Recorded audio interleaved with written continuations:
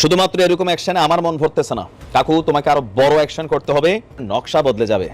মাথার প্ল্যান যেটাই ঘুরুক, শুরু হয়ে গেছে মূল ধারার অ্যাকশন। আমরা যারা হতাশ হয়ে পড়েছি, আমাদের জন্য বিশাল এক সুসংবাদ দিয়েছে।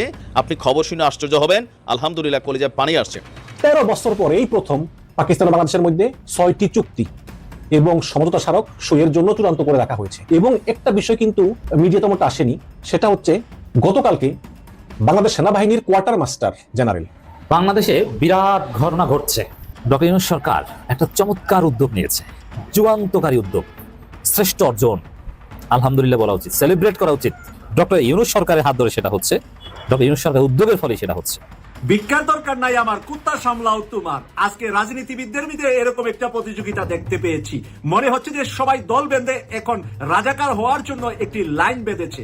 পাকিস্তানের পররাষ্ট্রমন্ত্রী বাংলাদেশে এসেছে, কেন এখন আর সেই 71-এর রাজাকার পাকিস্তানিদের সাথে মিটিং করব না, আমরা বসবো না, আমরা সেই কথা ভুলে গিয়ে এভাবে লাইন ধরা। অন্ততপক্ষে ফজলুর রহমানকে আমি স্পষ্ট বার্তা দিয়ে বলতে চাই, জুলাই বিপ্লবদেরকে যারা কালো অধ্যায় বলবে তারা বাংলাদেশের শ্রেষ্ঠ রাজাকার, তারা বাংলাদেশের আল শামস, আল বদর। অতএব এই ফজলুর রহমান তুমি সেই আল বদরের সদস্য।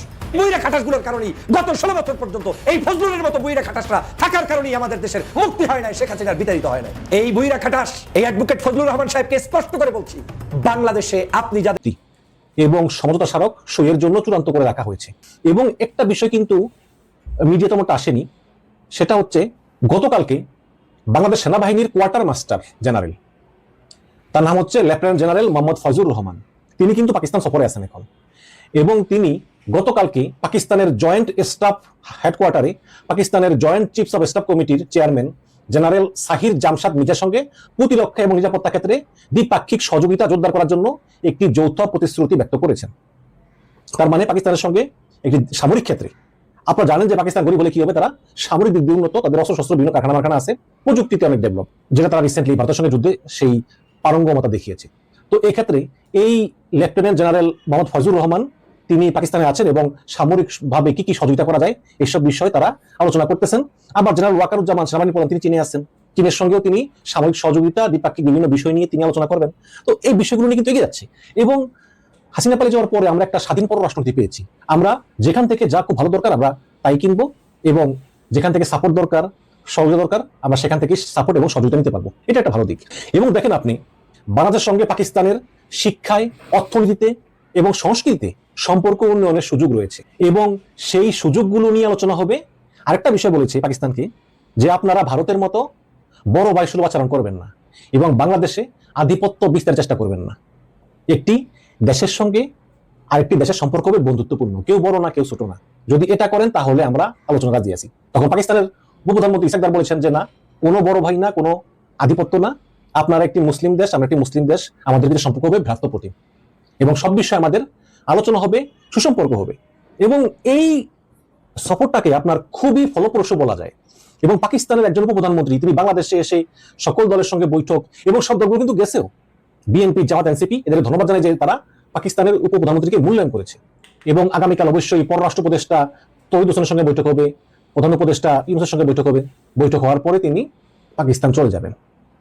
এবং দর্শক, আপনারা দেখবেন যে আমি নিজেও বিশ্বাস করেছিলাম যে আমেরিকা বলেছে বাংলাদেশে চীনের ফুটপ্রিন্ট কমাতে হবে, তাহলেই তারা বাণিজ্য চুক্তি সই করবে। কিন্তু এখন আমি নিজে একটু কনফিউশনে আছি, কারণ আমেরিকা যদি শর্ত দিয়েই থাকে যে বাংলাদেশে চীনের ফুটপ্রিন্ট কমাতে হবে, তাহলে বাংলাদেশ সরকার কেন তিস্তা প্রকল্প চীনকে দিয়ে দিল, যেখানে 6,700 কোটি টাকার প্রকল্প, বিশাল প্রকল্প, ম্যাসিভ প্রকল্প চীনকে দিয়েছে। এবং চীনকে মংলা বন্দর দেওয়ার কথা রয়েছে, চীনের কাছ থেকে রূপপুর পারমাণবিক বিদ্যুতের লজিস্টিক সাপোর্টটা নিতেছে।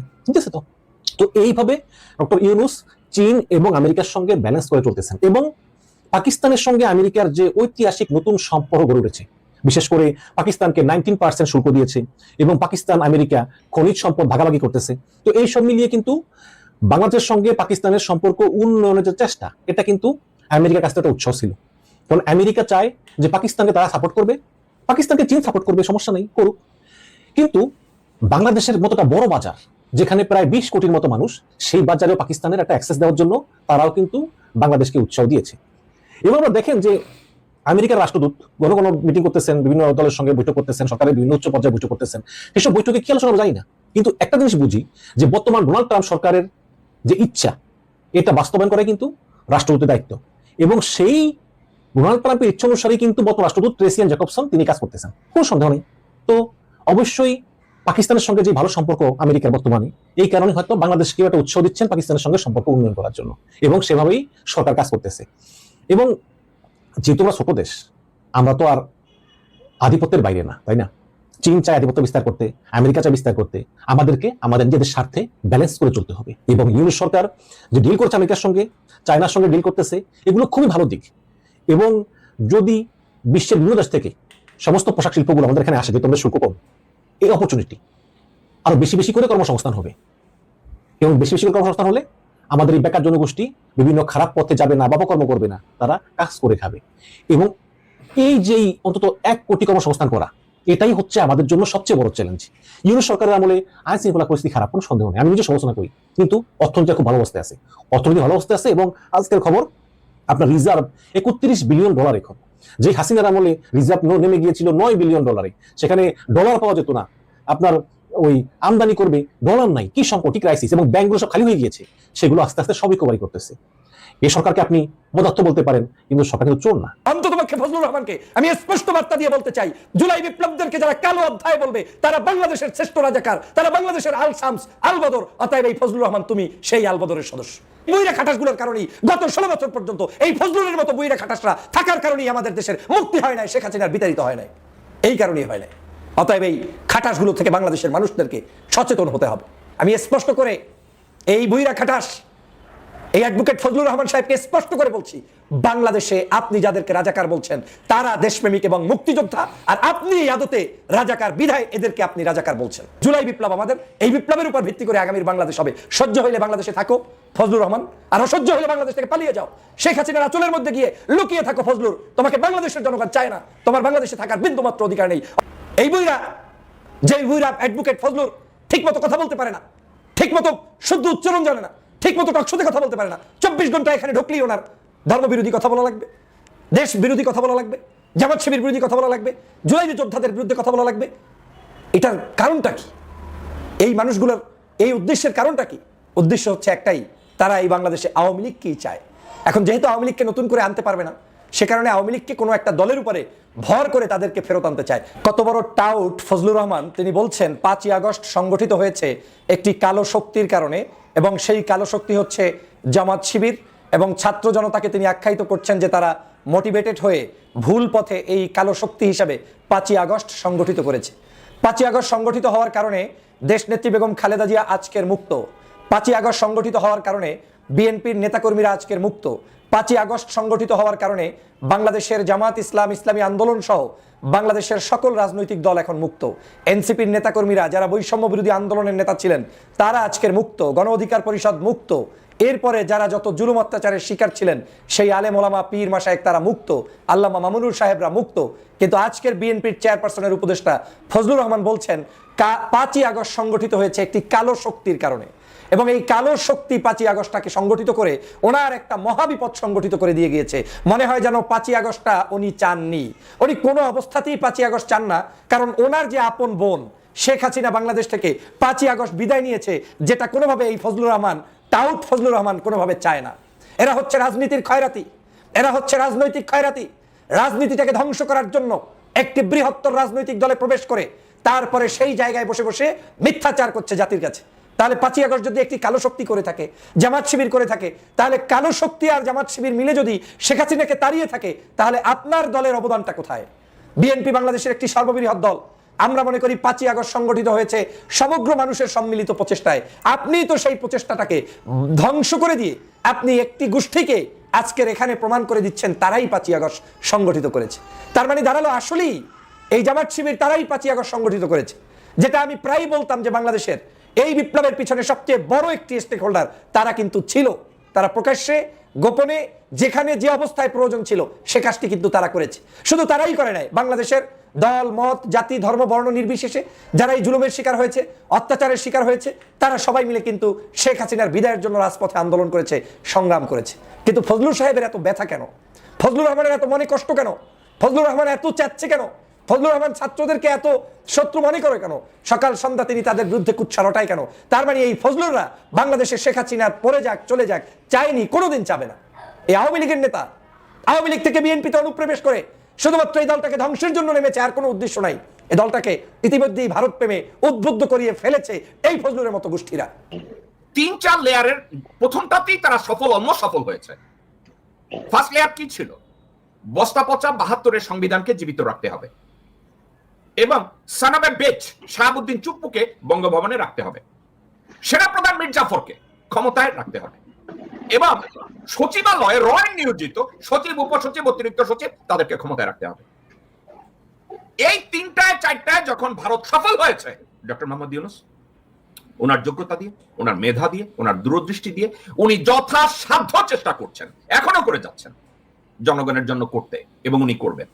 কিন্তু সমস্যা একটা জায়গায়, কোন কর্নার থেকে ওনাকে সহযোগিতা করা হচ্ছে না। বিএনপি বাংলাদেশের এই মুহূর্তে সবচেয়ে বড় রাজনৈতিক দল, তারা ডক্টর মোহাম্মদ ইউনূসকে সাপোর্ট করার বদলে, সমর্থন করার বদলে, সহযোগিতা করার বদলে তারা রয় সিদ্ধান্তের উপরে তারেক রহমান নাচে, বিএনপির শাওয়া নাচে, বিএনপির আমির খসরু মাহমুদ নাচে, বিএনপির আব্দুল্লাহ ওয়াল মিন্টু নাচে। তো এরা সবাই যখন নাচে, ডক্টর মোহাম্মদ ইউনূস আর কাউকে খুঁজে পান না। How he is going to cross the Atlantic, নদী পাড়ি দিবেন কাদেরকে নিয়ে, উনি কাউকে খুঁজে পান না। দেশে এ কথা বলা হয় ডক্টর মোহাম্মদ ইউনূস ক্ষমতালোভী। আপনাদেরকে আমি ঠান্ডা মাথায় একটা কথা বলি, ডক্টর মোহাম্মদ ইউনূসের বাংলাদেশ থেকে কিছু পাওয়ার নাই। এছাড়া শুধু বাংলাদেশ থেকে না, ওনার যে বয়স, পৃথিবীর কোথাও থেকে কোনো ব্যক্তি, গোষ্ঠী বা দেশের থেকে ওনার আর পাওয়ার কিছু নাই। উনি এনাফ পেয়েছেন, উনি ওনার লেগাসি উনি সেট করেছেন। এই মুহূর্তে ডক্টর মোহাম্মদ ইউনূস রিটায়ার্ড লাইফে এসে বাংলাদেশকে ফিক্স করার জন্য আরাম আয়েশকে বিসর্জন দিয়ে বাংলাদেশের কতগুলো ক্লাউন, ভারতজীবী, শুয়োরের বাচ্চা, তাদের গালিগালাজ উনি হজম করছেন স্রেফ একটা মাত্র কারণে, কারণ উনি ওনার জন্মভূমিকে সাহায্য করতে চান। ওই জন্মভূমিতে জন্ম নেয়া মানুষগুলোকে উনি সাহায্য করতে চান। উনি দেখতে চান ওই দেশটার জন্য একটা সফলতা আসে। ডক্টর মোহাম্মদ ইউনূস উনি দেখতে চান এই দেশটার জন্য স্বাধীন, সার্বভৌম একটা দেশ হিসাবে টিকে থাকে। যারা ওনাকে বলেন উনি ক্ষমতালোভী, আমি বলবো তারা জাস্ট বেজন্মা। যারা ডক্টর মোহাম্মদ ইউনূসকে বলে উনি সুদখোর এবং ক্ষমতালোভী, আমি শুধু বলবো তাদের বাবা কোনো মানুষ না, অথবা তার মা অন্য জায়গায় রাত্রি যাপন করে তাদেরকে জন্ম দিয়েছে। ডক্টর মোহাম্মদ ইউনূস কারো কাছ থেকে 1 টাকাও চান না, ব্যক্তি হিসাবে কোনো ফায়দা চান না, উনি কোনো ক্ষমতার লোভী না। অনেকে বলেছে উনি পদ ছাড়েন না, উনি গ্রামীণ ব্যাংকের এমডি হিসাবে রিজাইন করেন নাই। আপনাদেরকে আমি একটা কথা জিজ্ঞাসা করি, সারা জীবন মেধা দিয়ে, যোগ্যতা দিয়ে, সময় দিয়ে আপনি একটা বিল্ডিং তৈরি করছেন, হঠাৎ করে কেউ এসে বলছে তোমার বয়স বেশি, এই বিল্ডিং এ তুমি থাকতে পারবে না, বাইরে যাও, আপনি কি যাবেন? তিলে তিলে উনি বাংলাদেশের গরিবদের একটা আইডেন্টিটি দেওয়ার জন্য, একটা কর্পোরেট আইডেন্টিটি দেওয়ার জন্য, তাদেরকে স্বাবলম্বী করার জন্য উনি একটা ইনস্টিটিউশন তৈরি করছে। হঠাৎ করে আপনি গিয়ে বলবেন তুমি বুড়া হয়ে গেছো, বাইরে যাও? দর্শকবৃন্দ, আপনাদেরকে আমি একটা উদাহরণ দিয়ে বলি, যেসব বেজন্মারা ডক্টর মোহাম্মদ ইউনূসকে সমালোচনা করেন।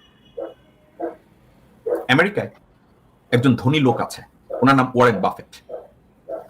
ঠিক আছে, ওয়ারেন বাফেট যে ব্যাংক তৈরি করেছে, উনি এখন ওই ব্যাংকের এমডি। ওনার বয়স কত জানেন? 90 কোটায়। আরো শুনবেন, নিউ ইয়র্কের মেয়র ছিল ব্লুমবার্গ, তার বয়স কত জানেন? 70 এবং 80 এর মধ্যে। এখনো উনি ওই অর্গানাইজেশনের হেড এবং চিফ এক্সিকিউটিভ। কয়টা বলবো, মাইক্রোসফট এখনো বিল গেটস চালায়, কারণ ওটা ওনার নিজের হাতের তৈরি। তো বাংলাদেশের যেসব বেজন্মারা বলে ডক্টর মোহাম্মদ ইউনূস রিজাইন করছে না গ্রামীণ ব্যাংক থেকে, ওদেরকে বলবো তোদের বাবা কতজন,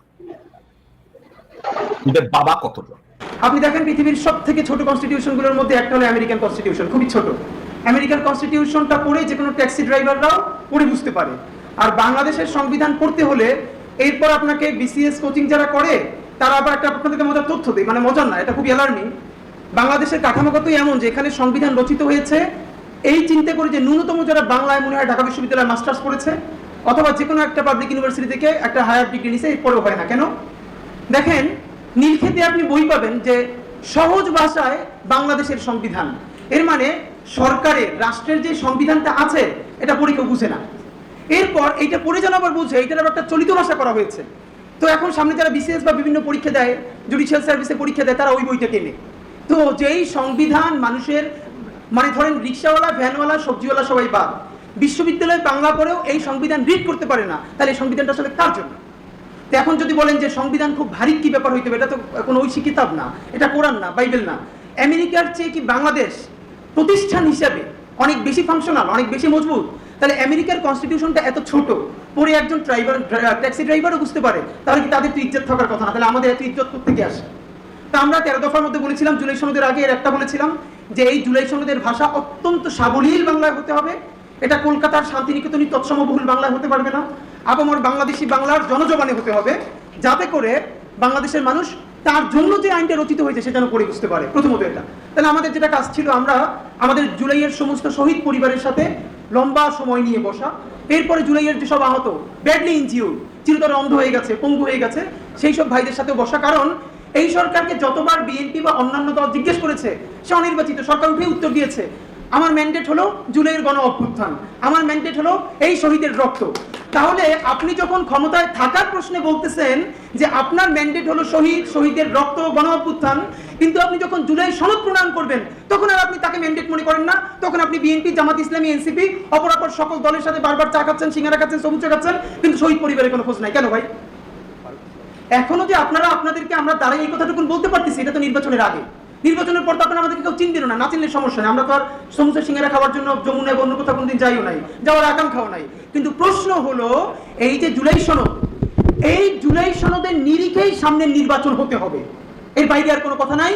দেখেন, আমি এইখানে কতটুকুন আইনে কভার করে এই কথা আমি বলতে চাই না, কারণ আমি আইনের মানুষ না। আমি বরং বলতে চাই ইমোশন কতটুকুন কভার করে। তো আমাদের অনেক বড় ভাইয়েরা বারবার বলেন তোমরা অনেক বেশি ইমোশন তাড়িত হচ্ছ, একটু প্র্যাকটিক্যাল হও। আমি তাদেরকে বুঝাতে পারি না ঠিক কোন প্র্যাকটিক্যাল কারণে পলিটিক্যাল সায়েন্টিস্ট কোনজন পৃথিবীর যে অঙ্ক কষে কষে বলেছিল যে 24 নির্বাচনের পর সবাই যখন বলেছে হাসিনা মরা ছাড়া আর কোনোদিন মুক্তি নাই, এইটা সবাই বলে বিদেশ চলে গেছে, বাংলাদেশে ঘুমিয়ে গেছে, তখন কোন পলিটিক্যাল সায়েন্টিস্ট বলে নাই যে বাংলাদেশে এই ইয়াংদের হাতে ফ্যাসিবাদের চূড়ান্ত পতন হবে। তো আমরা কি ভীষণ ইমোশন তাড়িত হয়েছি ভাবেন, মানে কতটা ইমোশন তাড়িত হলে। এটা গতকালকেও এক জায়গায় বলেছি, একজন বাবার সাথে দেখা হয়েছে আমাদের, তার ছেলেটা 9-এ পড়ে, সারা জীবন গেমস ছাড়া, ইভেন তার বন্ধুদের সাথে তার কোনো ইন্টারাকশন নাই, সে গেমস খেলে শুধু। কিন্তু এই জুলাইয়ের রক্ত দেখে সে এমন তাড়িত হয়েছে যে বাসা থেকে বটি নিয়ে বের হয়ে গেছে, বাবা মা কুল না পেয়ে বাবা মা সন্তানের সাথে বের হয়ে গেছে। তো এই ইমোশন রে এখন আপনারা এভাবে যদি বলেন তোমরা বেশি ইমোশন তাড়িত, তোমরা প্র্যাকটিক্যাল জিনিস বোঝো না, গণভোট করবেন না, অর্ডিন্যান্স করবেন, এটাই শোনা। ইস্যু হলো এই জুলাইয়ের স্পিরিটে নতুন বাংলাদেশ নির্মিত হইতে হইলে নতুন যে আইনি কাঠামো করা দরকার, প্রয়োজনে সেইটা করবেন। কিন্তু যে অর্ডিন্যান্স, এখন অর্ডিন্যান্সের সমস্যা কি? রাষ্ট্রপতি যে অর্ডিন্যান্স দিয়ে দেন, এরপরে পরবর্তী সংসদ এসে যদি সেটাকে সংবিধানে না আনে অথবা সেটাকে যদি সংসদে রেটিফাই না করে, আমাকে একটা আইন বলেন যেই বিদ্যমান আইনের কারণে আমি সেই দলের বিরুদ্ধে লড়তে পারবো। আমি জানি না এখানে যারা ব্যারিস্টার আছেন যে অধ্যাদেশ জারি করার পর পরবর্তী, হ্যাঁ, এবং বিএনপি যদি সরকার গঠন করে, আমরা ধরে নেই, তো বিএনপি তো বলেছে যে ভাই আমি তো নোট অফ ডিসেন্ট দিয়েছি, এইগুলো আমি আপাতত মানছি, পরে পারবো না।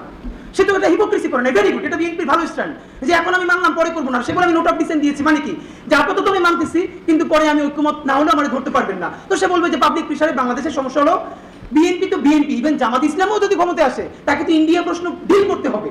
বাংলাদেশে যে নির্বাচিত সরকার আসবে, আপনার কি মনে হয় ইন্ডিয়ার মতো, ইন্ডিয়া বাংলাদেশের পাশে এতটাই বড় পরাশক্তি যেটা মেক্সিকোর পাশে আমেরিকাও নয়, এটা আপনারা খোঁজ নিয়ে দেখেন। তো সে তাদেরকে কিভাবে ইগনোর করে এই জিনিসগুলো পাস করাই আনবে?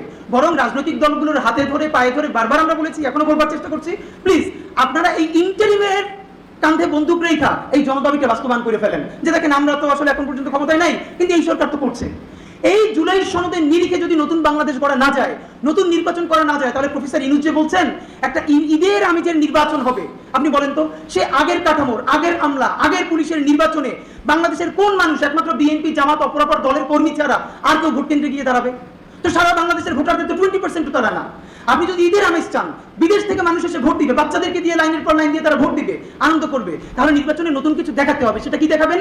যে পুরো বাকশালী সংবিধান ছেড়ে দিয়ে ফ্যাসিবাদী কাঠামোর বুনিয়াদ যে সংবিধান ছিল, সেই বাকশালী সংবিধানের পতন ঘটিয়ে আমাদের নতুন